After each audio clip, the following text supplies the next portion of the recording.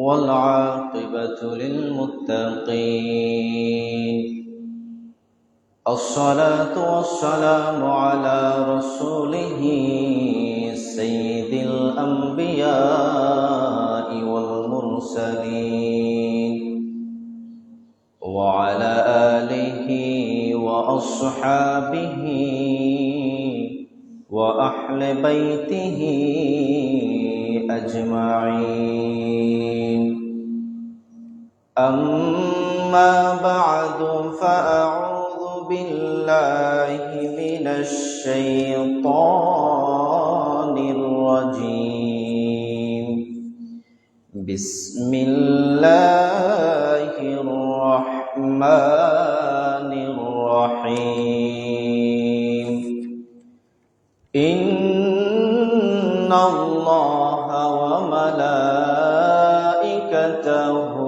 يصلون على النبي يا أيها الذين آمنوا صلوا عليه وسلموا تسليما. اللهم صل على سيدنا مولانا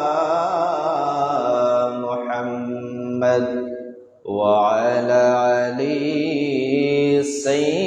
سيدنا مولانا محمد.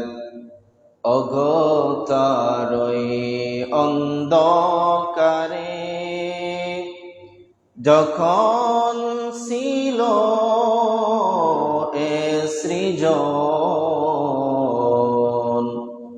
আসলেন তখন লইয়ে কোরআন নূরের নবী মুস্তাফা। আল্লাহুম্মা সাল্লি আলা সাইয়্যিদিনা মাওলানা মুহাম্মদ ওয়া আলা আলি সাইয়্যিদিনা মাওলানা মুহাম্মদ। লা ইলাহা ইল্লাল্লাহু মুহাম্মাদুর রাসূলুল্লাহ সাল্লাল্লাহু আলাইহি ওয়াসাল্লাম। সম্মানিত হাজিরিন, আল্লাহ পাক রব্বুল আলামিনের শাহানশাহী দরবারে লক্ষ লক্ষ কোটি কোটি শুকরিয়া ও সুজুদ, যেই মহান রব্বুল আলামিন আপনাদেরকে আমাকে অত্যন্ত দয়া করে মায়া করে মেহেরবানি করে শুক্রবারের দিন, ইয়াউমুল জুমার দিন, হাদিসে নববীর পরিভাষায় সপ্তাহবারের শ্রেষ্ঠ দিন, এমন একটি দিনে, এমন একটি মুহূর্তে মহান রব্বুল আলামিন দুনিয়ার সমস্ত মানুষ থেকে সিলেক্ট করে, বাছাই করে, পছন্দ করে আল্লাহ পাক রব্বুল আলামিন ওনার ইবাদতের জন্যে, ওনার ইবাদতের উদ্দেশ্যে ওনার ঘর পর্যন্ত আসার মতো তৌফিক দান করেছেন। আমরা যদি এখন দেখি, এই মুহূর্তে অসংখ্য গণিত মানুষ রাস্তাঘাটের মধ্যে খেয়ে দিয়ে কাজ নেই, বসে আছে। অসংখ্য অগণিত মানুষ দুনিয়াবি ঝামেলার মধ্যে, কাজের মধ্যে ব্যস্ত রয়েছে। তো আল্লাহ পাক রব্বুল আলামিন আমাদেরকে বেকার সময়ের মধ্যে না রেখে, রব্বুল আলামিন আমাদেরকে দুনিয়াবি কোনো কাজের মধ্যে না রেখে একমাত্র ওই মুনিবের রেজামন্দি হাসিলের জন্যে, ওই মহান মুনিবকে রাজি এবং খুশি করানোর জন্যে ওনার ঘর মসজিদ পর্যন্ত আসার মতো, বসার মতো তৌফিক দান করলেন। এজন্যে কাই মনোবাক্যে হৃদয়ের বদ্ধ কপাটকে উজাড় করে ইসলামী বলে বলিয়ান হয়ে, ঈমানিতে যে তেজিয়ান হয়ে সুচ্চ কণ্ঠে ওই মহিয়ান গড়িয়ান মাহবুদের শাহানশাহী দরবারে শুকরিয়াতান প্রত্যেকে বলি আলহামদুলিল্লাহ। শুকর আদায় করছি নবিয়ুনা হাবিবুনা কুদওয়াতুনা সানাদুনা মুরশিদুনা ওয়া মাওলানা মুহাম্মদ সাল্লাল্লাহু আলাইহি ওয়াসাল্লাম, যিনি ১৫০০ বছর পূর্বে আপনাদেরকে আমাকে এতিম করে রাদাতুম মির রিয়াদিল জান্নাহের মধ্যে আরাম করতেছেন, এমন একজন নবীর উম্মত হিসেবে দুনিয়ার জমিনে আসতে পেরে। সম্মানিত হাজিরিন, মসজিদের মধ্যে একজন মানুষ যখন আগমন করে ফেলে, আল্লাহ রসুলের হাদিস অনুযায়ী আল্লাহর রহমত তাকে বেষ্টনী দিয়ে দেয়। তো দেখবেন আমরা বাড়িতে যতক্ষণই থাকি, ঘুম আমাদের এতটুকু সাতায় না, কিন্তু মসজিদে আসার পরে ঘুমে একটু আমাদেরকে বেশি সাতায়। কারণ কি, এখানের মধ্যে আসার পরে যে আল্লাহর যে একটা রহমত আমাদের উপর পড়ে, আর সাথে সাথে শয়তান আমাদেরকে দুখায় ফেলে ঘুমের মধ্যে ফেলে দেয়। তো আমরা চেষ্টা করব যাতে না ঘুমিয়ে একটু সজাগ থাকার। আর 2 নম্বর কথা, আল্লাহর রহমতের মধ্যে আসলে এমনিতেই ঘুম চলে আসে। তো আল্লাহ পাকের শুকরিয়া, দেখেন এই মুহূর্তে অনেক মানুষ আপনার মতো আমার মতো কাজের মধ্যে, কিন্তু আমরা মসজিদের মধ্যে। আল্লাহর শুকরিয়া আদায় করে শেষ করা যাবে না। কারণ এখন যদি আপনি মেডিকেলের মধ্যে যান, গিয়ে দেখবেন আমার মতো আপনার মতো অসংখ্য গণিত মানুষ মেডিকেলের বেডের মধ্যে শোয়া আছে। তো আপনি যদি একবার নিজেকে প্রশ্ন করেন, আল্লাহ চাইলে তো এই মুহূর্তে আমাকে মেডিকেলে রাখতে পারতেন। যেই আল্লাহ আমার মতো 2 হাতওয়ালা আরেকজন ভাইকে মেডিকেলের বিছানার মধ্যে শুয়ে রাখলেন, ওই আল্লাহ তো আমাকে মসজিদের মধ্যে পাঠিয়ে দিয়েছেন। তো এর শুকরিয়া যদি আপনি আমি সারা জীবনও করে ফেলি, শেষ করার মতো না। সাধারণ যখন আমাদের শরীরের মধ্যে তাপ হয়, তখন আমরা বুঝতে পারি আমরা যখন সুস্থ ছিলাম আল্লাহর কতটুকু নিয়ামত আমাদের উপরে ছিল। তো সর্ব অবস্থায় আমরা যাতে আল্লাহ পাক রব্বুল আলামিনের শুকরিয়া আদায় করতে পারি। সম্মানিত হাজিরিন, আজকে আমাদের বক্তব্যের বিষয় হচ্ছে প্রতিবেশীর হক। আমাদের পাশের ঘরে যারা বসবাস করেন, তাদের কিছু হক আছে আমাদের উপরে। শুরুতে জানতে হবে প্রতিবেশী কারা। প্রতিবেশী হচ্ছে আপনার আমার পাশের ঘরের মধ্যে যারা থাকেন, তারাই আমাদের প্রতিবেশী। যেমন আমাদের ভাই, চাচা, এইরকম যেই মানুষগুলো আমার পাশের ঘরের মধ্যে থাকেন, ওনারা আমার প্রতিবেশী। ওনাদের কিছু হক আছে আমার উপরে, আমারও কিছু হক আছে তাদের উপরে। একজন মানুষ আরেকজন মানুষের প্রতি প্রতিবেশী, একজন আরেকজনের প্রতি কিছু হক আছে। আল্লাহ পাক রব্বুল আলামিন এই হকের কথা কুরআনুল কারীমের মধ্যে আমাদেরকে জানিয়ে দিয়েছেন। আর ওই হকগুলা যদি আপনি এবং আমি পুঙ্খানুপুঙ্খানুরূপে দিতে না পারি, কিয়ামতের ময়দানে আল্লাহ পাক রব্বুল আলামিনের কাছে তার হিসাব দিতে হবে। দেখেন এখন এই মুহূর্তে আমি যেই কথাগুলা বলবো হয়তো আপনারা জানেন অথবা কেউ জানেন না, তবে আমার পক্ষ থেকে আজকে মেসেজ হচ্ছে এটা যখন আমরা জানবো প্রতিবেশীর কয়টি হক আমার উপরে রয়েছে, তখন আমাদের উচিত হবে পুঙ্খানু প্রতিবেশীর হক আমরা আদায় করে দেওয়া। আল্লাহ পাক রব্বুল আলামিন কোরআনে পাকের মধ্যে বলেছেন, ওয়াবুদুল্লাহ ওয়ালা তুশরিকু বিহি শাইআ। ওয়াবুদুল্লাহ, তোমরা আল্লাহর ইবাদত করো, ওয়ালা তুশরিকু বিহি শাইআ, এবং ওই আল্লাহ পাক রব্বুল আলামিনের সাথে আপনারা কাউকে স্রষ্টা হিসাবে শরীক করবেন না। ইবাদত হবে একমাত্র আল্লাহর। আল্লাহর ইবাদতের সাথে কোনো মানুষকে কখনো শরীক করা যাবে না। পরে আল্লাহ পাক রব্বুল আলামিন বলছেন, ওয়াবিল ওয়ালিদাইনি ইহসানা, এবং আমাদের যাদের মা এবং বাবা রয়েছেন, পিতামাতার সাথে তোমরা সৎ ব্যবহার করো।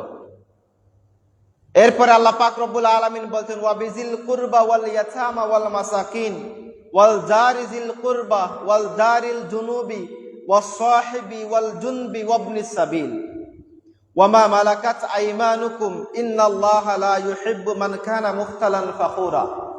আল্লাহ পাক রব্বুল আলামিন এই আয়াতের মধ্যে অসংখ্য মানুষের কথা বলেছেন, ইয়েতিমের কথা, মিসকিনের কথা, আমাদের পরিচালিত, আমাদের সাথে আমাদের ঘরের মধ্যে যারা পরিচালিত হয় ওই সমস্ত মানুষের কথা। কিন্তু এখানের মধ্যে আমাদের আলোচনার মেইন বিষয় হচ্ছে জারিজিল কুরবা ওয়াল জারিল জুনুব, নিকট আত্মীয় এবং আমাদের প্রতিবেশী যারা দূরবর্তী এবং আমাদের নিকটাত্মীয় যারা রয়েছেন তাদের ব্যাপারে আল্লাহ পাক রব্বুল আলামিন বলছেন সদা সর্বদা সুন্দর আচরণ করার জন্য, সৎ ব্যবহার করার জন্য। এটা হচ্ছে আল কুরআনুল কারীমের রীতি এবং নীতি। 2 নম্বর যদি আমরা দেখি, আল্লাহ রাসূল সাল্লাল্লাহু আলাইহি ওয়াসাল্লাম হাদিসের মধ্যে বলেছেন, বান্দা ততক্ষণ পর্যন্ত খাঁটি মুমিন হতে পারবে না বান্দা ততক্ষণ পর্যন্ত ভালো মুমিন হতে পারবে না যতক্ষণ পর্যন্ত সে যদি তার দরজাকে বন্ধ করে দেয়, তার ঘরের মধ্যে তার কোনো প্রতিবেশী এসে ঢুকবে এবং তার ঘরের মানুষ বিরক্তিবোধ করবে, বলবে এই মানুষটা আমার ঘরে কেন বারবার চলে আসে। এরপরেই হচ্ছে তার মনের মধ্যে আরেকটা জ্বালা, আমার প্রতিবেশী আমার ঘরের মধ্যে যদি ঢুকে যায়, আমি সম্পদশালী মানুষ, আমার সম্পদগুলা যদি সে নিয়ে নেয় তাহলে তো আমার অনেক খাস্তা হয়ে যাবে, অনেক লোকসান হয়ে যাবে।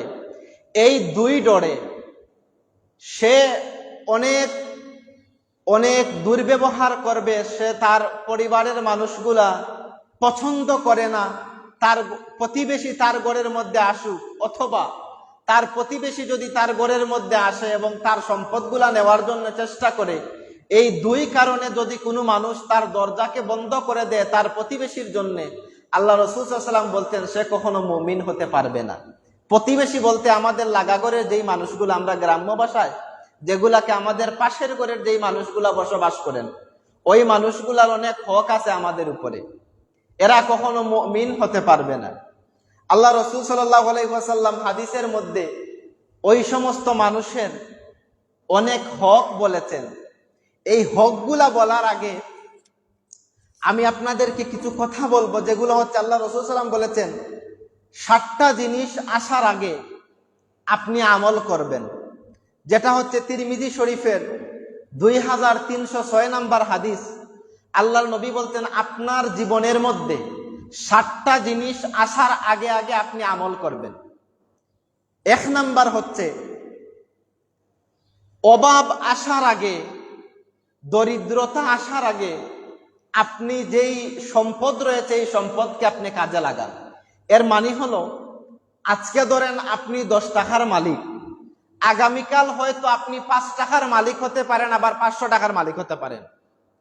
কিন্তু আপনার কাছে আজকে 10টা টাকা রয়েছে, এই 10 টাকার মালিক, কিন্তু আগামীকাল যদি আপনি 5 টাকার মালিক হয়ে যান তাহলে আপনার সম্পদ চলে গেল, আপনি গরিব হয়ে গেলেন। এই দরিদ্রতা আসলে কিন্তু আপনি আল্লাহকে ভুলে যাবেন। কিভাবে? দেখেন, একজন মানুষ যখন তার অভাব অনটন চলে আসে, মানুষের কাছে হাত পাতা শুরু হয়ে যায়, এই সময় কাজের কর্মে মানুষ চাইলেও নামাজের মধ্যে আসে না। আপনি এজন্য আল্লাহ রাসূল সাল্লাল্লাহু আলাইহি ওয়াসাল্লাম বলেছেন আপনার কাছে যখন অর্থ রয়েছে, টাকা রয়েছে, পয়সা রয়েছে, আপনি ওইটাকে কাজে লাগান, আপনি হয়তো এক সময় দরিদ্র হয়ে যাবেন, গরিব হয়ে যাবেন। 1 নাম্বার। 2 নাম্বার, আল্লাহর নবী বলেছেন যে ধন আপনার রয়েছে, ধন থাকতে আপনি ধনের কাজে লাগান, না হয় আপনি গরিব হয়ে যাবেন। কারণ এই ধনটা কিন্তু আপনার কাছে স্থায়ী না। আপনি আজকে ধনী, আগামীকাল যে গরিব হবেন না, এটা কোথাও কিন্তু লেখা নেই। এজন্য আল্লাহর নবী বলেছেন যখন আপনার কাছে টাকা রয়েছে এই টাকাকে আপনি কাজে লাগান, কারণ আগামীকাল হয়তো আপনি গরিব হয়ে যাবেন। 2 কারণ। 3 নাম্বার, অসুস্থতা হতে আপনি সুস্থতাকে কাজে লাগান। আল্লাহ পাক রব্বুল আলামিন আপনার শরীরের মধ্যে আজকে শক্তি দিয়েছেন, এনার্জি দিয়েছেন, পাওয়ার দিয়েছেন, আপনি আজকে মসজিদের মধ্যে আসতে পেরেছেন, নামাজ পড়তে পারছেন। কিন্তু আপনার মতো আরেকজন মানুষ এই মুহূর্তে দেখবেন হসপিটালের বেডের মধ্যে গড়াগড়ি করছে। তো যেই আল্লাহ আপনাকে মসজিদের মধ্যে আনলেন, ওই আল্লাহ তো আরেকজনকে হসপিটালের বেডের মধ্যে রাখলেন।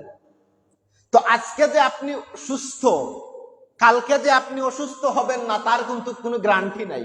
এজন্য আল্লাহর নবী বলেছেন আপনি যখন সুস্থ, এই সুস্থতাকে আপনি কাজে লাগান, কারণ আগামীকাল আপনি অসুস্থ হয়ে যাবেন। এই হচ্ছে আপনার 3টা কারণ। 4 নাম্বার, বার্ধক্য আসার আগে যৌবনকে আপনি কাজে লাগান। এখন যারা বৃদ্ধ মানুষ আপনারা বুঝবেন, আপনার যখন যৌবনকাল, অর্থাৎ আপনার শরীরের মধ্যে যখন এনার্জি, শক্তি, পাওয়ার ছিল, এই সময় আপনি চাইলে সারা রাত দাঁড়িয়ে নামাজ পড়তে পারতেন, কিন্তু আপনি নামাজ পড়েন নাই। আপনি এই সময়ে নাচ, গান, তামসা, নারীবাজি এগুলার মধ্যে লিপ্ত ছিলেন। এখন আপনি বৃদ্ধ হয়ে গেছেন, চাইলে আপনি সারা রাত দাঁড়িয়ে নামাজ পড়তে পারবেন না, কারণ আপনার মাজায় ব্যথা, শরীরের মধ্যে ব্যথা, আপনার বিভিন্ন অঙ্গ প্রত্যঙ্গে ব্যথা, আপনি 1 ঘন্টা দাঁড়াতে পারবেন না, আপনার শরীরের মধ্যে ধরে ফেলবে। এমনও অসুস্থ মানুষ, এমনও বৃদ্ধ মানুষ আছেন, নামাজের মধ্যে দাঁড়ানোর পরে উনি 3 রাকাত নামাজ পড়লেন নাকি 4 রাকাত নামাজ পড়লেন, উনার মনের মধ্যে নাই, উনার মনের মধ্যে নাই। তাহলে এজন্য আল্লাহর নবী বলেছেন, আপনি যৌবনকে কাজে লাগান, কারণ এটা আপনার কাছে স্থায়ী না। আপনার কাছে যে যৌবন, এটা কখনো আপনার স্থায়ী না। বার্ধক্য আসার আগে আপনি যৌবনকে কাজে লাগাবেন। মুরব্বী সাহেব যারা রয়েছেন, আপনারা বলেন তো, আগে যেইভাবে আপনারা কাজ কাম করতে পারতেন, এখন কি সেই রকম করতে পারেন? আগের মতো আপনার শরীরের মধ্যে তেমন শক্তি নাই। এজন্য আল্লাহর নবী 7টা কথা বলেছেন হাদিসের মধ্যে। ওই 7টা জিনিস আসার আগে আগে আপনি আপনার নিজেকে আমলের মধ্যে নিয়ে নেন। এর মধ্যে 4 নাম্বার হচ্ছে, বার্ধক্য আসার আগে আপনি যৌবনকে কাজে লাগান। আল্লাহর নবী বলেছেন, যৌবনের চেহারাটা সমস্ত মানুষের কাছে প্রিয়, আর যৌবনের ইবাদতটা আল্লাহর কাছে প্রিয়। চিন্তা করে দেখেন, একজন বৃদ্ধ মানুষ যখন আপনার সাথে কথা বলেন, আমরা উনার কথা শুনতে চাই না, আমরা বলি উনি বুড়া মানুষ, উনার সাথে কথা বলে কি লাভ হবে আমার। কিন্তু যখন আপনাকে মানুষ প্রায়োরিটি দিত, প্রাধান্য দিত, আপনার যখন এবিলিটি ছিল, সামর্থ্য ছিল ইনকাম করার, সমাজের মধ্যে, ফ্যামিলির মধ্যে যখন আপনিই নেতা ছিলেন, আপনিই কর্তা ছিলেন, এই সময়টা যদি আপনি কাজে লাগান, আল্লাহর রাসূল সাল্লাল্লাহু আলাইহি ওয়াসাল্লাম বলছেন, আপনি হবেন গেইনার, আপনিই হবেন একমাত্রই ভালো মানুষ। কিন্তু ওই সময় চলে যাওয়ার পরে আপনি যদি আফসোস করেন, তাহলে কোনো কাজ হবে না। আল্লাহ রাসূল সাল্লাল্লাহু আলাইহি ওয়াসাল্লাম বলছেন, 5 নাম্বার জিনিস হলো, মৃত্যু আসার আগে আপনার জীবনকে আপনি কাজে লাগান। কারণ মৃত্যু আপনার সাথে সাথে ঘুরছে। আপনার বয়স 80 বছর, বলতে পারেন আপনার জীবন হয়তো 80 বছর লম্বা, আপনার হায়াত বাড়ছে, কিন্তু ক্রমান্বয়ে আপনি যদি দেখেন আপনার হায়াতগুলা কমতেছে। কারণ আপনার জীবন থেকে 40 বছর শেষ।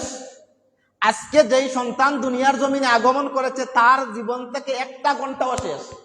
কাল যদি 2 দিন হয়, তার ধরেন আল্লাহ 60 বছর সে বাঁচবে, এই 60 বছর থেকে তার 1টা দিন শেষ হয়ে গিয়েছে।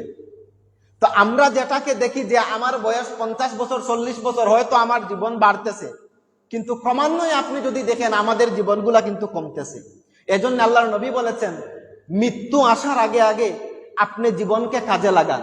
আজরাইল আলাইহিস সালাতু সালাম যখন আপনার কাছে চলে আসবেন, এই সময় যদি বলেন, আজরাইল আলাইহিস সালাম আপনি চলে যান, 5টা মিনিট পরে আমার জানটা কবজ করে নিয়েন, আমি তো এখনো 2 রাকাত নামাজ পড়ি নাই, 2 রাকাত নামাজ পড়ে ফেলি, আর আমি অনেক মানুষের টাকা পয়সা আমার কাছে আছে, তাদেরকে আমি টাকা পয়সা পুঙ্খানু রূপে দিয়ে দেই, আপনি 5টা মিনিট পরে আমার জানটা কবজ করেন।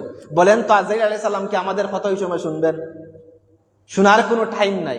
এজন্য আল্লাহর নবী বলেছেন, যতক্ষণ আপনার জীবন রয়েছে ওই সময় আপনি এটাকে কাজে লাগান, কারণ মৃত্যু যে কোনো সময় আসতে পারবে। 6 নাম্বার হচ্ছে, দাজ্জালের ফিতনা আসার আগে আগে আপনি আমলের মধ্যে লেগে ফেলেন। দাজ্জালের ফিতনার বিষয়ে আমি 1 জুমা আলোচনা করেছি, আপনাদের অনেকেরই জানা। এরপরে আল্লাহ রাসূল 7 নাম্বার বলেছেন, কিয়ামতের দিন আসার আগে আগে আপনি আপনার জীবনকে কাজে লাগান, আপনি আমলের মধ্যে ঢুকে পড়েন। যদি কিয়ামত চলে আসে, এই সময় আপনি আর কখনো কোনো আমল করতে পারবেন না। এই 7টা জিনিস আল্লাহর নবী বলছেন, আসার আগে আগে আপনি আপনার জীবনকে কাজের মধ্যে লেগে ফেলেন, আমলের মধ্যে লাগিয়ে দেন। যদি আমলের মধ্যে লাগান, আপনি হবেন গেইনার। আর যদি আমলের মধ্যে না লাগান, তাহলে পরবর্তীতে যদি আপনি সারাদিন আফসোস করেন, এই সময় কিন্তু আর আপনার কখনো আসবে না। সম্মানিত হাজিরিন, এরপরে আসেন সেম আরেকটি হাদিস। আল্লাহ রাসূল সাল্লাল্লাহু আলাইহি ওয়াসাল্লাম এখানের মধ্যে 5টি জিনিসের কথা বলছেন, যে আল্লাহর নবী বলছেন, 5টি জিনিস আসার আগে আগে আপনি 5টি জিনিসকে কাজে লাগান। এই জিনিসগুলো আসার আগে আগে আপনি কাজে লাগান। রিলেটেড এই হাদিসের সাথে মোটামুটি এই হাদিসটা রয়েছে মিশকাতুল মাসাবি কিতাবের 5174 নম্বর হাদিস। আল্লাহ রাসূল সাল্লাল্লাহু আলাইহি ওয়াসাল্লাম বলেছেন, শাবাবাকা কাবলা হারামিক, আপনার যৌবনকে কাজে লাগান আপনার বার্ধক্য আসার আগে। অর্থাৎ আপনি যখন বুড়ো হয়ে যাবেন, এই বুড়া হওয়ার আগে আল্লাহ আপনাকে একটা যৌবনের সময় দিবেন, শরীরের মধ্যে শক্তি থাকবে, এই সময়টাকে আপনি কাজে লাগান। এই সময়টাকে যদি আপনি কাজে লাগান, আল্লাহ পাক রব্বুল আলামিন আপনাকে ভালোবেসে ফেলবেন। 2 নাম্বার, আল্লাহ রাসূল সাল্লাল্লাহু আলাইহি ওয়াসাল্লাম বলেছেন, ওয়াসিহাতাকা কাবলা সাকামিক, সুস্থ আছেন, এই সুস্থটাকে কাজে লাগান। এটা কিন্তু সারাদিন থাকবে না, কাল যদি আপনি অসুস্থ হয়ে যান আর নামাজ পড়তে পারবেন না। এজন্য আপনি যতক্ষণ সুস্থ আছেন, এই সুস্থতাকে কাজে লাগান, কারণ আগামীকাল আপনি অসুস্থ হয়ে যেতে পারেন। 3 নাম্বার, ওয়া গিনাকা কাবলাল ফাকরিক, আজকে আপনার কাছে ধন রয়েছে, সম্পদ রয়েছে, আপনি ধরেন 1000 টাকার মালিক, 1 লক্ষ টাকার মালিক, আগামীকাল আপনি 1000 টাকার মালিক হয়ে যাবেন। কারণ শেখ সাদি বলেছেন, নদীর এফার ভাঙ্গে অফার করে, এই তো নদীর খেলা, সকাল বেলার বাদশারে তুই ফকির সন্ধ্যা বেলা। তা আজকের একজন বাদশাহ সে যে কালকে ফকির হবে না তার কোনো গ্যারান্টি নাই। এজন্য আল্লাহর নবী বলেছেন, ওয়া গিনাকা কাবলা ফাকরিক, আজকে আপনার কাছে যত টাকা রয়েছে, যেই সম্পদ রয়েছে, আল্লাহর রাস্তায় দান করেন, আগামীকাল হয়তো আপনি ফকির হয়ে যাবেন। 4 নাম্বার, ওয়া ফিরাগাকা কাবলা শুগলিক, ব্যস্ততা থেকে, যখন আপনি এখন কোনো ব্যস্ত মানুষ না, কিন্তু আগামীকাল আপনি হয়তো ব্যস্ত হয়ে যাবেন, আপনার অনেক কাজ চলে আসবে। আজকে যে আপনি অবসর রয়েছেন, খেয়ে দেয়ে কোনো কাজ নেই, এই সময়টাকে আপনি কাজে লাগান, হয়তো আগামীকালকে আপনি এটাকে কাজে লাগাতে পারবেন না। এই সময় যেটা, যারা আমার বয়সী রয়েছেন বা যুবক মানুষ যারা, এদের ক্ষেত্রে এটা প্রযোজ্য। কারণ দেখেন, আজকে আমাদের হাতের মধ্যে অনেক সময় রয়েছে, কিন্তু এই সময়টাকে আমরা ধরেন আরো 10 বছর পরে আমার কাছে এই সময় থাকবে না, কারণ ফ্যামিলির চাপ, বিভিন্ন চাপ থাকবে, কিন্তু আজকে আমার কাছে পর্যাপ্ত সময় রয়েছে। কিন্তু আমরা দেখা যায় আজকে যখন আমরা অবসর সময় পাই, এবাদত না করে আমরা ফেসবুকের মধ্যে ঢুকে যাই, এবাদত না করে আমরা ইউটিউবের মধ্যে ঢুকে যাই। আপনি আমি সবাই, আমরা সবাই এই রোগে রোগান্বিত। কিন্তু আল্লাহর নবী বলেছেন, আপনি ব্যস্ততাকে কাজে লাগান, আপনি ব্যস্ত হয়ে যাবেন। অবসর যতক্ষণ রয়েছেন, সময় যখন আপনার হাতে আছে, আপনি এটাকে কাজে লাগান। 5 নাম্বার, ওয়া হায়াতাকা কাবলা মাউতিক, আপনার এখন জীবন আছে, আগামীকাল আপনি মরে যাবেন। আল্লাহ যতদিন আপনাকে জীবন দিয়েছেন, এইটুকু আপনি কাজে লাগান। এইটুকু যদি আপনি কাজে লাগান, আপনি গেইনার হবেন। এই 2 হাদিস মিলে, আগের হাদিসে 7টা আর পরের হাদিসে 5টা, এই 2টা হাদিস মিলে আল্লাহ রাসূল সাল্লাল্লাহু আলাইহি ওয়াসাল্লাম আমাদেরকে উপদেশ করেছেন যে আপনারা এই জিনিসগুলোকে কাজে লাগান, আপনারা এই জিনিস যদি করতে পারেন তাহলে আপনারা গেইনার হবেন। এখন আসেন, আমাদের আলোচনার মেইন যে বিষয়, সেটা হচ্ছে প্রতিবেশীর হক। প্রতিবেশী মানে কি? নেইবার, যারা আমাদের পাশের ঘরের মধ্যে বসবাস করেন, উনাদের কিছু হক রয়েছে আমাদের উপরে। আল্লাহ রাসূল সাল্লাল্লাহু আলাইহি ওয়াসাল্লাম বলেছেন, এই হকগুলা যদি আমরা পুঙ্খানু রূপে আদায় করতে পারি, আমরা হব গেইনার। আর এই হকগুলা যদি আমরা পুঙ্খানু রূপে আদায় করতে পারি না, তাহলে কাল কিয়ামতের ময়দানে আল্লাহ পাক রব্বুল আলামিনের কাছে আমাদেরকে হিসাব দিতে হবে। এখন দেখেন, প্রতিবেশী কারা? যারা আমাদের পাশের ঘরের মধ্যে বসবাস করেন। প্রথম নম্বর প্রতিবেশীর হক হচ্ছে, আল্লাহ রাসূল সাল্লাল্লাহু আলাইহি ওয়াসাল্লাম বলছেন, ইজা সাআলাহু আন ইউতিয়া, আপনার পাশের ঘরের কোনো মানুষ যদি আপনার কাছে সাহায্য চায়, আপনার উচিত আপনি তাকে সাহায্য করবেন। আপনার পাশের ঘরের মানুষ আপনার কাছে সাহায্য চাইলো, আপনার প্রতিবেশী, আপনার ভাই, আপনার চাচা, যেই হোক, আল্লাহ রাসূল বলেছেন আপনার উচিত তাকে সাহায্য করা।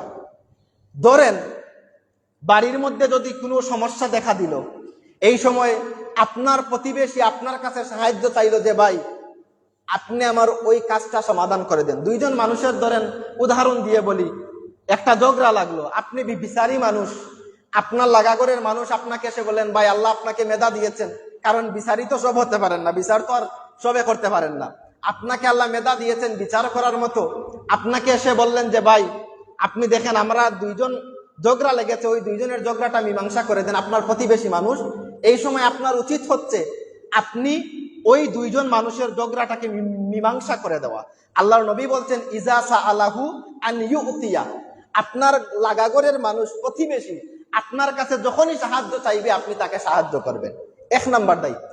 2 নাম্বার, ওয়া ইজাস্তাকরাদাহু আন ইউকরিদা, আপনার প্রতিবেশী, আপনার লাগাগরের মানুষ যদি আপনার কাছে ঋণ চায়, টাকা পয়সা চায়, আপনার উচিত তাকে দান করা। দেখেন এখানের মধ্যে আমরা সবাই কিন্তু ধরা। আপনার প্রতিবেশী আপনার কাছে যদি ঋণ চায়, টাকা চায়, আপনি তাকে টাকা দিতে হবে। আল্লাহ রাসূল সাল্লাল্লাহু আলাইহি ওয়াসাল্লাম হাদিসের মধ্যে বলেছেন, এটা হচ্ছে 2 নম্বর দায়িত্ব আপনার। কিন্তু বলেন তো আমরা টাকা দেইনি, আমরা টাকা দেই না। কারণ কি জানেন, টাকা দেওয়ার মধ্যেও সমস্যা, নেওয়ার মধ্যেও সমস্যা। ধরেন আমরা কেন দেই না, একটা কারণ রয়েছে। আজকে আপনি আপনার প্রতিবেশী একজনের টাকা দিলেন, যারা টাকা নেয় তাদের দোষ বলছি। টাকা দেওয়ার পরে 10,000, আমাদের ইসলামী নিয়ম হচ্ছে যে আপনি যখনই টাকা দিবেন, একটা তারিখ ফিক্সড করবেন। ধরেন আজকে যদি আমার কাছ থেকে আপনি টাকা নেন, আগামী মাসের এত তারিখ আমাকে টাকা দিয়ে দিবেন। এই পুঙ্খানু তারিখ মতো একটা জায়গা, একটা তারিখ সিলেক্ট করবেন যে এই সময়ে অমুক জায়গার মধ্যে আপনি আমাকে 10,000 টাকা দিয়ে দিবেন। এই ঋণ দিলেন আপনি। আল্লাহ রাসূল সাল্লাল্লাহু আলাইহি ওয়াসাল্লাম বলছেন, এই যে আপনি ঋণ দিলেন, এই ঋণের সওয়াব আল্লাহ পাক রব্বুল আলামিন 18 গুণ বাড়িয়ে দেন। সুবহানাল্লাহ।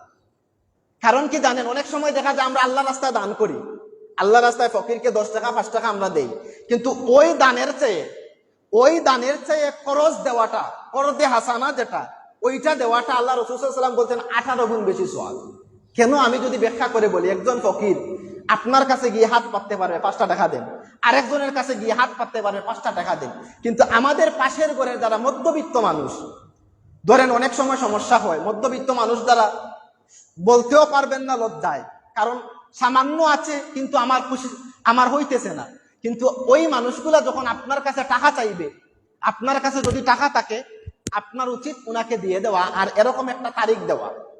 তারিখ দেওয়ার পরে ওই তারিখে যদি দিয়ে দেন, আল্লাহ রাসূল সাল্লাল্লাহু আলাইহি ওয়াসাল্লাম বলছেন এটা হচ্ছে 18 গুণ বেশি সওয়াব।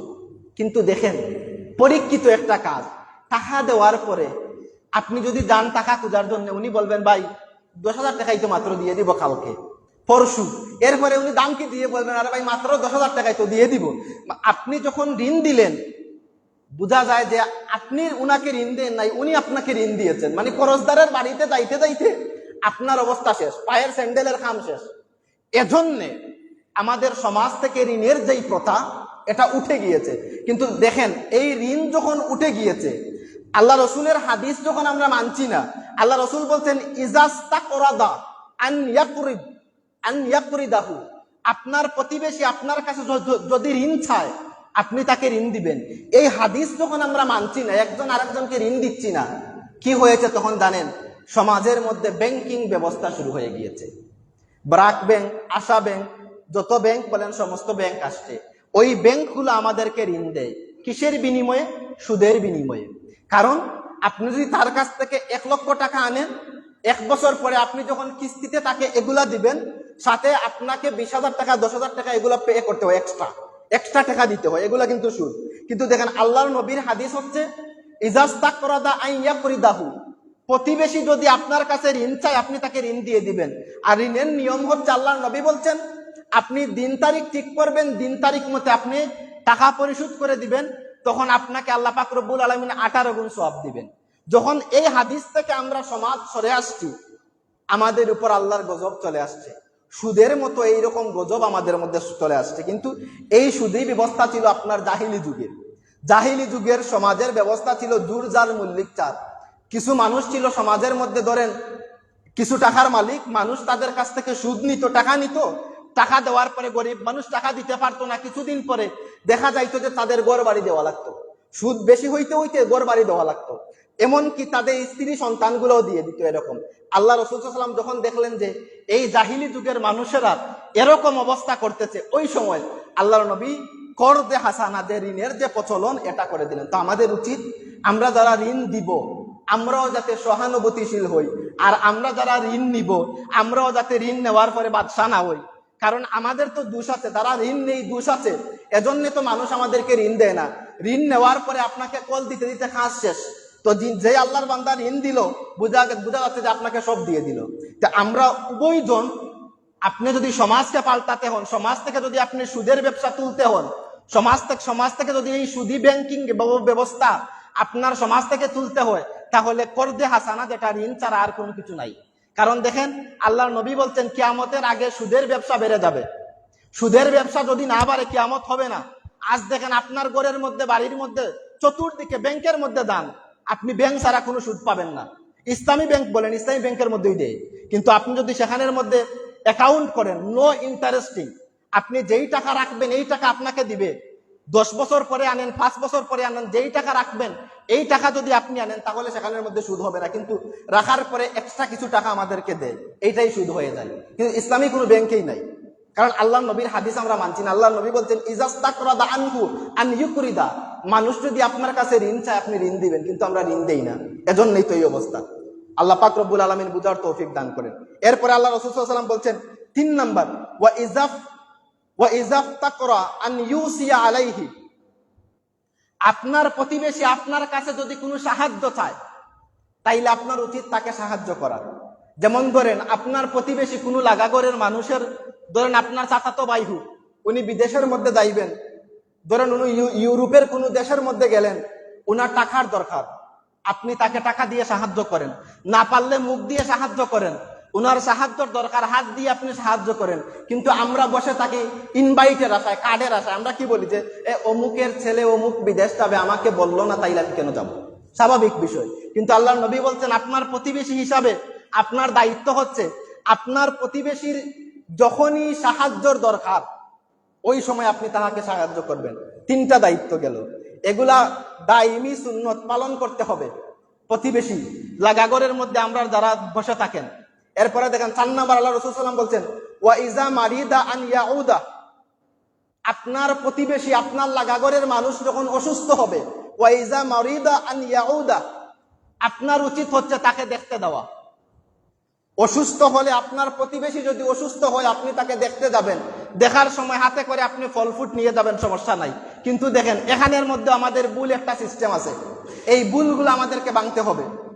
আপনি হয়তো অসুস্থ, আপনার প্রতিবেশী আসছেন আপনাকে দেখার জন্য ফল ফুট নিয়ে, মাশাআল্লাহ ভালো কথা, আসছেন 10 জন, আপনি অসুস্থ, আপনার টাকার এমনিতেই অভাব, মেডিকেলে ভর্তি হলে বোঝা যায় কত টাকা কত দিকে যায়।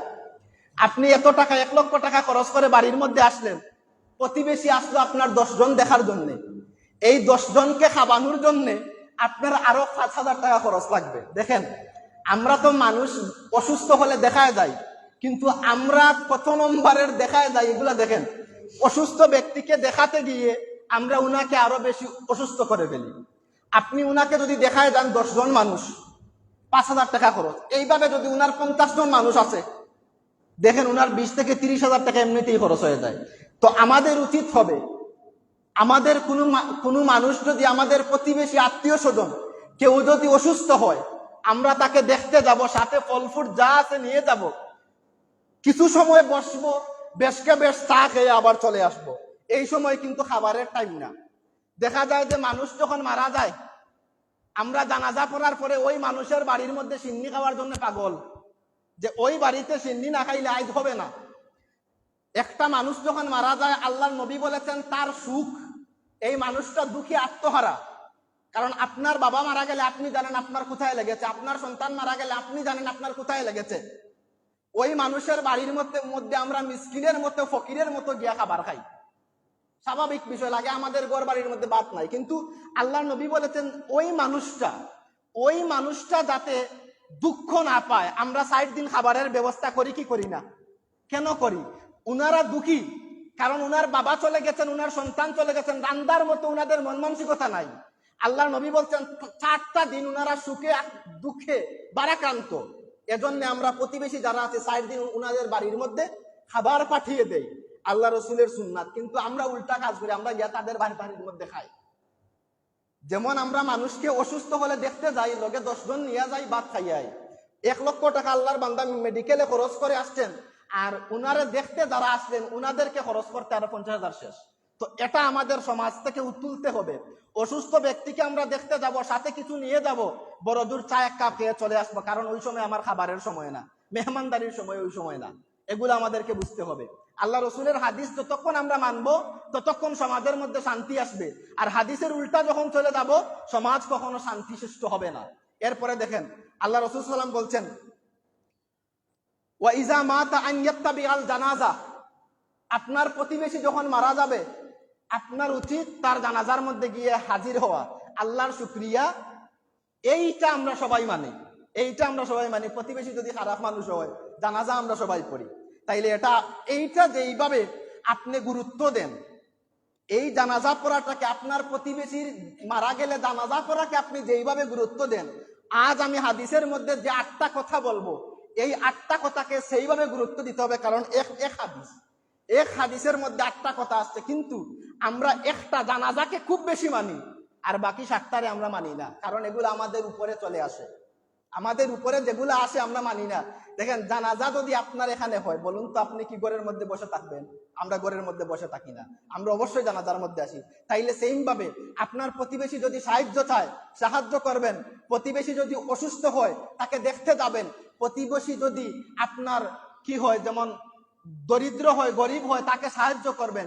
প্রতিবেশী যদি আপনার কাছে ঋণ চায়, তাকে ঋণ দিবেন। আর প্রতিবেশী যদি মারা যায়, তার জানাজার মধ্যে হাজির হবেন। এই হচ্ছে আপনার 4টা দায়িত্ব। এরপরে আল্লাহ রাসূল সাল্লাল্লাহু আলাইহি ওয়াসাল্লাম বলেছেন, ওয়া আনলা ইয়াস্তাতিলা আলাইহি বিল বুনয়ানি ফায়াজুব্বু আনহু রিহু ইল্লা বিইজনি। দেখেন আল্লাহর নবীর চিন্তা কতটুকু গভীর ছিল। আল্লাহর নবী বলছেন, আপনি যদি একটা 5তলা বিল্ডিং করেন, আপনার প্রতিবেশীর বাড়ির সামনে যদি আপনি 5তলা একটা বিল্ডিং করেন, এই বিল্ডিং এর কারণে আপনি আপনার প্রতিবেশীর বাতাসকে আটকিয়ে দিচ্ছেন। এজন্য আল্লাহর কাছে আপনাকে হিসাব দিতে হবে। এই কথাটা আমরা কয়জনে মানি?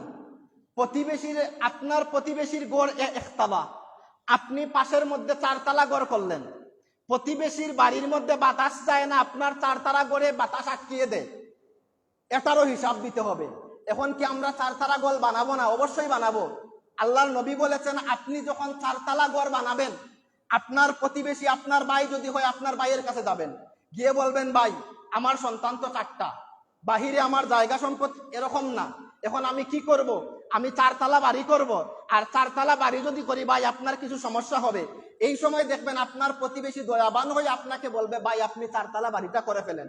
প্রতিবেশী যদি আপনার অনুমতি দেয় 4তলা বাড়ি করার জন্য, তাইলে আপনি বাড়ি করতে পারবেন। আর প্রতিবেশী যদি অনুমতি না দেয়, 4তলা বাড়ি করে প্রতিবেশীর বাড়ির বাতাস যে আপনি আটকিয়েছেন, এই হিসাব আল্লাহর কাছে আপনি দিতে হবে। বলুন তো আমরা এই হাদিস কয়জনে মানি? সমাজ আমরা শুধু শান্তি শান্তি বলি, কিন্তু এই যে আজকে যে কথাগুলো বলছি প্রতিবেশীর হক, একটা হাদিস বলছি শুধু, এরকম শত হাদিস আছে, আমরা কয়টা মানি? দেখেন, ওয়ামা আলাইনা ইল্লাল বালাগ। আল্লাহ পাক রব্বুল আলামিন আমাদেরকে বুঝার তৌফিক দান করেন। এরপরে আল্লাহ রাসূল সাল্লাল্লাহু আলাইহি ওয়াসাল্লাম বলছেন, ওয়ালা ইউজিহি বিকিতারি রিহি কিদরিহি ইল্লা আন ইউগরিফা লাহু মিনহা। আল্লাহ রাসূল সাল্লাল্লাহু আলাইহি ওয়াসাল্লাম বলছেন, আপনি প্রতিবেশীকে আপনার ফাতিলের জুল দ্বারা কষ্ট দিবেন না। মনে মনে প্রশ্ন আসতে পারে যে পাতিলের জুল দ্বারা আবার প্রতিবেশীকে কষ্ট কিভাবে দেয়? দেখেন, আপনার ঘরের মধ্যে আপনি গরুর মাংস রান্না করেছেন, গরুর মাংসের মধ্যে আপনি এতটুকু গ্রান দিয়েছেন, এতটুকু গ্রান বাহির হয়েছে, আপনার প্রতিবেশীর ঘরের মধ্যে চলে গিয়েছে। হয়তো আপনার প্রতিবেশী যদি দরিদ্র মানুষ, গরিব মানুষ হয়, তার মনের মধ্যে আসবে, হায় হায়, আমার লাগা ঘরের মধ্যে গরুর মাংস রান্না হচ্ছে, কিন্তু আমি গরিব মানুষ, গরুর মাংস কেনার মতো আমার সামর্থ্য নাই। আল্লাহর নবী বলছেন, আপনার প্রতিবেশীর মনের মধ্যে যে এই কষ্ট আসলো, এজন্য আপনি মাংসের মধ্যে জুল বেশ করে দিবেন, যাতে মাংস না দিতে পারলে আপনার লাগাগরের মানুষকে যাতে এক বাটি জুল আপনি দিতে পারেন। যারা আপনারা বৃদ্ধ মানুষ আছেন, আমরা যখন ছোট ছিলাম, আমাদের বাড়ির মধ্যে যখন ভালো মন্দ কিছু রান্না করা হইতো, আমি নিজেই আমার হাতে আমাদের লাগাগরের মানুষকে দিছি। আগে আমাদের মা বা দাদা দাদি যারা আছেন, তারা বলতেন, যখন ভালো কিছু রান্না করলে বাটির মধ্যে দিয়ে বলতেন, লাগাগরের মধ্যে দিয়ে আসো, এটা সবাই করতেন। কিন্তু আমরা যত আধুনিক হচ্ছি, এগুলো আমাদের সমাজ থেকে বিলীন হয়ে যাচ্ছে। আল্লাহ রাসূল সাল্লাল্লাহু আলাইহি ওয়াসাল্লাম বলেছেন, আপনার ঘরের মধ্যে যদি আপনি গোশত রান্না করেন, তাহলে আপনি জুল বেশি দিবেন, যাতে আপনার প্রতিবেশী লাগাগরের মানুষকে দিতে পারেন। আর যদি আপনি লাগাগরের মানুষকে দিতে না পারেন, তাহলে আপনি এমন ভাবে রান্না বান্না করবেন, আপনার মাংসের গ্রান যাতে আপনার ঘরের মধ্যে থাকে, আপনার লাগাগরের মানুষের কাছে যাতে আপনার মাংসের গ্রানটা না যায়। এই হচ্ছে আল্লাহ রসুলের হাদিস। এরকম যদি আমরা মানি, সমাজের মধ্যে শান্তি কেন আসবে না? আজকে যে আমরা এক বাড়ির মধ্যে থাকি, এক বাড়ির মধ্যে থাকার পরে দেখা যায় বাইকে রাস্তা দেয় না, বলে আমার উঠান দিয়ে আপনি যাইতে পারবেন না, আমার রাস্তা দিয়ে আপনি যাইতে পারবেন না। কেন? আল্লাহ রসুলের হাদিস মানি না। এই যে 7টা কাজের কথা আজকে আমি বলছি, এই 7টা কাজ যদি আমি এবং আপনি সবাই আমরা জীবনের মধ্যে বাস্তবে প্রতিফলিত করতে পারি, খোদার কসম করে বলছি, আর কখনো বাড়ির মধ্যে জায়গা নিয়ে ঝামেলা হবে না। কারণ আপনার একটা ভ্রান্তিত্ব চলে আসবে। আপনি একজন মানুষকে যদি আপনি একটা বাটি মাংস দেন, ওই মানুষও কিন্তু আপনার বাটিটা খালি ফিরিয়ে দিবে না, উনিও চেষ্টা করবেন কিছু না কিছু দিবার। এই যে একটা আদান প্রদানের মাধ্যমে যে একটা ভ্রান্তিত্ব সৃষ্টি হয়, এর ফলে কিন্তু সমাজের অনেক কিছু দূর হয়ে যায়। আর আমরা দেখা যায় যে লাগাগরের বাইকে আমরা এক বাটি মাংস দেই না। আমাদের এত সমস্যা লাগাগরের মানুষকে আমরা এক বাটি দিই না, প্রতিবেশীকে দেওয়া তো আরো দূরের কথা। কথাগুলা যদিও আমাদের গার মধ্যে লাগে, কিন্তু এগুলা একদম সত্য, বাস্তব কথা, আল্লাহ নবীর হাদিস, বলতে হবে, কোনো সমস্যা নেই।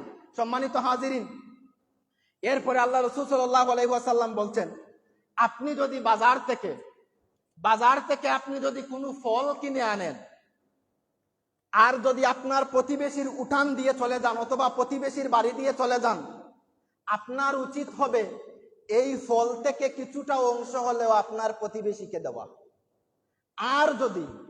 আর যদি আপনি প্রতিবেশীকে না দেন, তাহলে এমন ভাবে আপনি পেছাইয়া আনবেন যাতে আপনার প্রতিবেশী বুঝতে না পারে আপনার ব্যাগের ভিতরে ফল রয়েছে।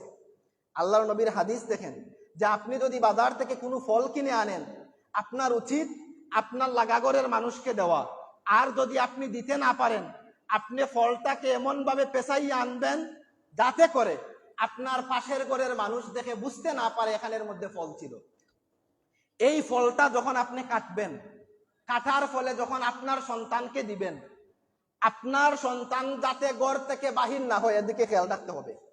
আপনার সন্তান যদি ঘর থেকে এক টুকরো আপেল ফল নিয়ে বাহির হয়, আর আপনার প্রতিবেশীর সন্তান যদি সেটা দেখে, আর আপনার প্রতিবেশী যদি গরিব হয়, আপনার প্রতিবেশীর সন্তানের মনের মধ্যে কষ্ট আসবে, আমার বাবা গরিব মানুষ, সারা মাসেও একটা দিন আমার জন্য 1 কেজি আপেল আনতে পারেন না, কিন্তু আমার লাগাগরের আমার চাচা বলেন, ভাই বলেন, ওনারা প্রত্যেক দিন আপেল নিয়ে আসে। এই যে কষ্ট আপনার প্রতিবেশীর বাচ্চার মনের মধ্যে আসলো, এটা যাতে না আসে, আল্লাহর নবী বলছেন, যদি আপনি চিন্তা করেন যে আপনার প্রতিবেশীকে আপনি খাবার দিতে পারবেন না, ফল দিতে পারবেন না, আপনার বাচ্চাকে যখন আপনি এক টুকরো আপেল দিবেন, আপনার বাচ্চাকে গোড়ের ভিতরে রাখবেন যাতে আপনার প্রতিবেশীর সন্তান কষ্ট না পায়। কয়জনে আমরা এইটা মানি? দেখেন, নিজের জীবনের সাথে এইগুলা বাস্তবায়িত করেন। শুধু সুন্দর সুন্দর ওয়াজ করলাম প্রত্যেক দিন, নিজের জীবনের মধ্যে আসলো না, এগুলা কিন্তু না। বক্তব্যের মানে হচ্ছে জীবন পরিবর্তন করা। এই মসজিদের মিম্বরের মধ্যে এটা হচ্ছে জীবন পরিবর্তন করার স্থান। আল্লাহর হাবিব এই রকম মিম্বরের মধ্যে মসজিদে নববীর মধ্যে বসে আরবের অশান্ত মক্কাকে শান্ত করেছেন। যেখানের মধ্যে একজন মহিলার কোনো পাওয়ার ছিল না, একজন মহিলাকে যেখানে বুকের বস্তু হিসাবে ব্যবহার করা হতো, আল্লাহর নবী এই মসজিদের মিম্বরের মধ্যে বসে বসে বক্তব্য দিয়ে এই অশান্ত অসভ্য মক্কাকে এমন সভ্য করেছিলেন, একজন মহিলা যদি দূর থেকে দূর একা চলে যাইতো, একজন পুরুষ তার দিকে চোখ তুলেও তাকাতো না। কিন্তু আজ আমরা খবর পাই, জায়গায় জায়গায় দর্শন, জায়গায় জায়গায় নারীবাজি। যারা এই সংসদের মধ্যে বসে বসে নারীবাজির কথা বলেন, নারী নেতৃত্বের কথা বলেন, দেখা যায় উনাদের মধ্যেই সমস্যা। কারণ কি দেখেন, আল্লাহ রাসূল সাল্লাল্লাহু আলাইহি ওয়াসাল্লাম পর্দা দিয়েছেন, কিন্তু আজ দেখেন তো এই কয় মাসের প্রেক্ষাপটে পৃথিবীর জায়গা, এই আমাদের বাংলাদেশের প্রেক্ষাপট দেখেন, জায়গায় জায়গায় দর্শন, ছোট ছোট শিশুরাও নিরাপদ না। এর মেইন সমস্যা কোথায়? মেইন সমস্যা হচ্ছে আমরা আল্লাহ রাসূলের হাদিস থেকে চলে যাচ্ছি। আর আমরা সবাই জানি, গত কিছুদিন আগে 3 থেকে 26 তারিখ রাত্রিতে প্রায় আমাদের একজন ইমাম সাহেব গাজীপুরের এখানের, উনাকে পিটিয়ে দিনে দুপুরে হত্যা করা হলো। আপনারা হয়তো অনেকেই দেখছেন মোবাইলের মধ্যে। মিথ্যা একটা ঘটনাকে কেন্দ্র করে একজন মসজিদের ইমাম সাহেবকে দিনে দুপুরের মধ্যে পিটিয়ে হত্যা করা হলো। আপনি দেখেন, একজন ইমাম মানে কি নেতা? আপনি যার পিছনে 5 ওয়াক্ত নামাজ পড়লেন, একজন ইমাম সাহেব প্রত্যেক দিন নামাজের পরে 5 ওয়াক্ত নামাজের পরে মুসল্লিদের কল্যাণের জন্য দোয়া করেন, আল্লাহ আমার মুসল্লিদেরকে আপনি ক্ষমা করে দেন। আর এই মুসল্লিরা এই মসজিদ থেকে বাহির হয়ে ইমাম সাহেবকে গাছের মধ্যে বেঁধে একজন জ্বলজ্যান্ত একজন যুবক মানুষকে দিনে দুপুরে পিটিয়ে হত্যা করা হলো। কিন্তু নরপশু নামের যেই পুলিশ উনাকে ধরল, ভিডিওর মধ্যে আমরা দেখলাম এই নরপশু আল্লাহর বান্দা যখন মৃত্যুর সময়ে পানির পিপাসায় ছটফট করছে, উনি পানি খুঁজতেছেন, এই নরপশু পুলিশ অফিসার উনার মুখের সামনে পানি দিয়ে আবার পানিগুলা ফেলে দিয়েছে। আল্লাহর বান্দাকে এক টুকরো পানিও দেয় নাই। থানার মধ্যে নিয়ে দেওয়া হলো। যখন এই অপরাধীদের বিরুদ্ধে মামলা দায়ের করা হলো, থানার পুলিশ সেখানের মধ্যে মামলা নেয় নাই। গত কিছুদিন আগে ছাত্রদের গণ অভ্যুত্থানের ফলে যেই দেশটা বৈষম্য বিরোধী ছাত্র আন্দোলনের ফলে যেখানের মধ্যে সরকার গঠন হলো, এই সরকার বর্তমানে বৈষম্য করতেছে। কারণ কি জানেন? দেখেন, আপনাদের উচিত হচ্ছে একজন ইমাম সাহেব যদি দুষ করে ফেলে, আমার কথা হচ্ছে দুষ করে ফেলে, বাংলাদেশের সংবিধান বলেন পৃথিবীর কোন সংবিধানের মধ্যে লেখা নাই বিচার ছাড়া একজন জ্বলন্ত মানুষকে আপনি হত্যা করে ফেলবেন। কিন্তু দেখা গেছে ওই ইমাম সাহেবকে, মসজিদের ইমাম সাহেব, মিথ্যা ঘটনা, একটা মিথ্যা ঘটনাকে সাজিয়ে উনার সাথে কমিটির সমস্যা ছিল, উনাকে জ্বলন্ত পিটিয়ে হত্যা করা হলো। এরা মানুষ নাকি পশু আমাদের বুঝে আসে না। আল্লাহ পাক রব্বুল আলামিন এদেরকে হেদায়ত দান করুক।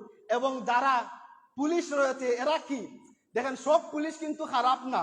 পুলিশ যারা রয়েছে এরা এই যে জুলাইয়ের বিপ্লবের পরে মানুষ পুলিশ মারা গেলে আলহামদুলিল্লাহ বলতো, যেখানে মন চায় মানুষ তাদেরকে মেরেছিল, কিছুদিন পরে আবার মানুষ তাদেরকে ভালো একটা সার্টিফাই করেছে। কিন্তু দেখা যাচ্ছে একটা থানার মধ্যে ওই ইমাম সাহেব কিন্তু নির্দোষ ছিলেন, কোনো দোষী না, উনাকে মামলা দেওয়ার সাথে সাথে উনাকে ধরা হয়েছে। কিন্তু আজ প্রায় 3 থেকে 4 দিন হয়ে গিয়েছে, আল্লাহর বান্দা কবরের মধ্যে চলে গিয়েছেন, দিন থেকে দিন থানার মধ্যে চলে দেওয়া হচ্ছে, কিন্তু পুলিশ কখনো মামলা হাতে নেয় নাই। এটাই হচ্ছে মেইন বৈষম্য। এরকম যদি হয় মানুষ তো বলবে আগেই ভালো ছিল। কারণ আপনারা যারা এসেছেন বৈষম্যর ফলেই তো এসেছেন। তাহলে দেখেন, আল্লাহ রসুলের হাদিসকে যতদিন পর্যন্ত আপনি এবং আমি পুঙ্খানু রূপে না মানব, ততদিন পর্যন্ত সমাজের মধ্যে শৃঙ্খলা আসবে না। আল্লাহ রসুল সাল্লাল্লাহু আলাইহি ওয়াসাল্লাম এর এই হাদিসগুলা আমাদেরকে পুঙ্খানু রূপে মানার তৌফিক দান করেন। আজকে আমার বক্তব্যের বিষয় ছিল যে আপনার প্রতিবেশীর হক। এই প্রতিবেশীর হক নিয়ে একটা হাদিসে আমি 7টা কথা বলেছি। এর মধ্যে আমি সামারিটা বলছি, আপনারা মনে রাখবেন আর এগুলাকে বাস্তবে প্রয়োগ করার চেষ্টা করবেন। প্রথমত, আপনার প্রতিবেশী যদি আপনার কাছে সাহায্য চায়, আপনি সাহায্য করবেন। দ্বিতীয়ত, আপনার প্রতিবেশী যদি আপনার কাছে ঋণ চায়, খরচ চায়, আপনার সামর্থ্য অনুযায়ী তাকে দিবেন। এরপরে আপনার প্রতিবেশী যদি দরিদ্র হয়, আপনার সামর্থ্য অনুযায়ী তাকে সাহায্য করবেন। আপনার প্রতিবেশী যদি অসুস্থ হয়, তাকে আপনি দেখায় যাবেন। আপনার প্রতিবেশী যদি মারা যায়, তার জানাজার মধ্যে গিয়ে আপনি হাজির হবেন। আর আপনি যদি ভালো কিছু রান্না করেন, চেষ্টা করবেন আপনার লাগাগড়ের মানুষকে দেওয়া। আর বাজার থেকে আপনি ভালো কোনো ফল যদি আনেন, চেষ্টা করবেন লাগাগড়ের মানুষকে দেওয়া।